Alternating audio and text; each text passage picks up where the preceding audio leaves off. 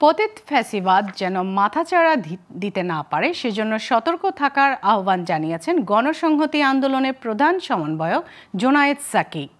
সোমবার সন্ধ্যায় রংপুর শিল্পকলা একাডেমিতে ২৪-এর গণ-অভ্যুত্থানে শহীদদের স্মরণ সভায় তিনি কথা বলেন। তিনি বলেন, আবু সাঈদকে যারা কটাক্ষ করবে জনগণের বিরুদ্ধে তাদের অবস্থান স্পষ্ট। ফ্যাসিস্ট সরকার বিদায় হয়েছে, কিন্তু ফ্যাসিস্ট ব্যবস্থা এখনও রয়েছে।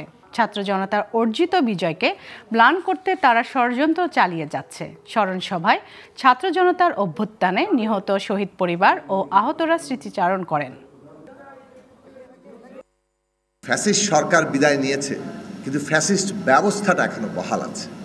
সেই জোরেই সম্ভবত পালিয়ে যাওয়া প্রধানমন্ত্রী এখনো বাণী দিয়ে যাচ্ছেন, চট করে ঢুকে পড়বেন, আর ঢুকে পড়ে নাকি তারা আবার ক্ষমতা দখল করবেন, আবার নাকি তারা সবার হিসেব নেবেন।